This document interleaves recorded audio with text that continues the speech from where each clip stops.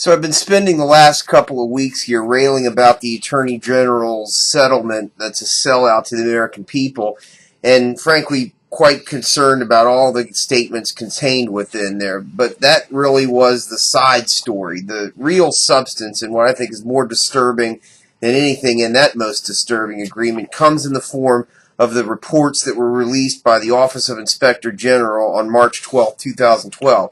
Now, the Attorney General settlement comes at the same time that I've been having real questions about why it is that in Pinellas County, none or virtually none of the properties that go through foreclosure are going to third parties. I couldn't understand why it was that in the state of Florida, in the county of Pinellas, when we have 3,000 foreclosure final judgments in the year 2011, such a small number, 436 or so, of those properties made it through the foreclosure process and onto the market.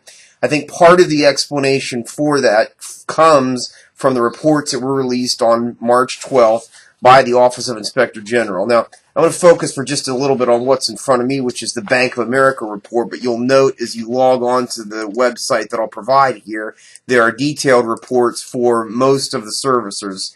I believe all 5 of them anyway. There's Ally, City Mortgage, JP Morgan, Bank of America, and Wells Fargo. But turning to the second from the bottom there, the Bank of America one, what's important to understand about this whole farce of a $25 billion settlement is to understand that we, the taxpayers, through the FHA, have paid billions of dollars to these banks for this entire process of foreclosure. Again, let's make that point very clear. As detailed in the Office of Inspector General reports, the taxpayers, through the FHA or America report here, it indicates on page 1 that during fiscal year 2009 and 2010, banks submitted 36,095 FHA claims totaling $5 billion. The reason why it's significant is, again, this is not just about borrowers not paying their money or flawed or improper foreclosure practices. We're talking about billions of taxpayer dollars that are being sent to these banks and institutions who are engaging in improper practices and procedures. Now, throughout these summary audit reports, they dance around the fact that laws have been broken and, frankly, continue to be broken. But as you read these reports carefully, understand that when they say there are document irregularities, and specifically in each one of these where they acknowledge that notary practices were improper, we're talking about crimes. Violations of notary laws are crimes, and they're detailed in here, and yet that's just sort of danced away from without any significant commentary made on it. Now, another thing that I find so staggering about this is this rush to engage in a settlement agreement, in fact, to sign one, and the review period that is articulated here is very short, beginning in October 2010 and then concluding in January 2011. So we take 3 months to review these loans, and that's what we base all this decision-making and the settlement amounts on. That's just absurd to me.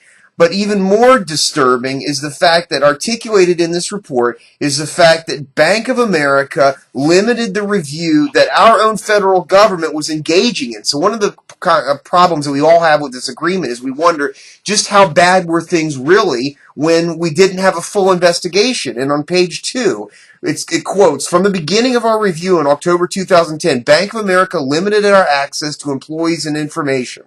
Bank of America thwarted the efforts of the Department of Justice and others to obtain information that they needed to come up with real data about what was happening.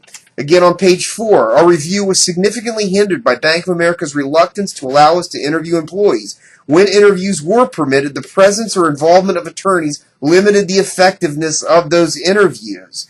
Bank of America refused to provide information that was demanded as part of subpoenas issued by the Office of Inspector General. As a result, it was not possible to know how much information Bank of America omitted that was relevant to our review.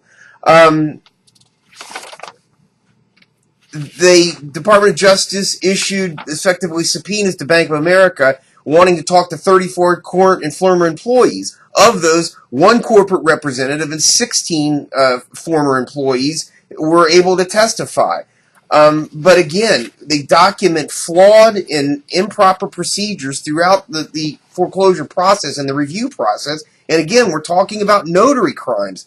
And then on page 6, Bank of America used a flawed process to submit FHA conveyance claims for judicially foreclosed upon properties and received FHA claim payments of more than $1.1 billion during the review period. Consider this in Florida, when Florida is one of the major states and, frankly, the major judicial states. Therefore, California would have been excluded from this, and the $1.1 billion figure that they're talking about is going to be primarily for Florida. Now, again, because Bank of America would not provide us written foreclosure policies and procedures, we relied on interviews. They were thwarted throughout the entire process from getting employee information. On page 8, it indicates that the 2 employees that did testify and raised concerns about notary process, management told them to ignore that stuff. Page 10, they have detailed information about law firms in here that were engaging in false processes. On page 10, it says that for one of the Bank of America notaries, he admits that over a 3-year period, he falsely acknowledged tens of thousands of mortgage assignments. Now, there's another very curious thing about this report on page 11, and that is they wanted to do an analysis of the top 10 law firms that were processing foreclosures for Bank of America. And the thing that I find so curious about this on page 11 is the table has indicated top 10 law firms that process Bank of America foreclosure documents, and it breaks it out by judicial and non-judicial states. I don't see any of the major players that did foreclosures primarily in Florida. I see one down at the bottom, but I don't see the big 2 or 3 that were the targets of the investigations of Florida's Attorney General. So look carefully at this website. It's the Housing and Urban Development Office of Inspector General. I'll have the link on there. But I encourage everyone to go in detail to each of these audits and just ask simple questions. How in the world is it that with all this information, these detailed facts in here, we would ever allow a $25 billion settlement to occur when it doesn't seem like much review at all was given? Again, looking at, they did a sample size of the loans in the buybacks of FHA, and in this thing, I'm looking at the, I guess this is the Wells Fargo one, and of this, they have 113 loans that they reviewed, and that's all. How in the world is it that they can come up with, and they claim that it's statistically significant to come up with all those, but given the problems they identified in that small statistical sample, how it is that they're able to come up with a settlement figure that means anything is just absurd. The settlement has got to be rejected based on the failure to collect good information or to do much investigation at all. But frankly, the information that is revealed in here is far more troubling in the long run and might get to the heart of one of those questions, why it is that so few properties are making it onto the real market. And I believe it's because you and I as taxpayers are paying through the FHA process on these foreclosures. It's absurd, and far more investigation needs to occur of all these figures.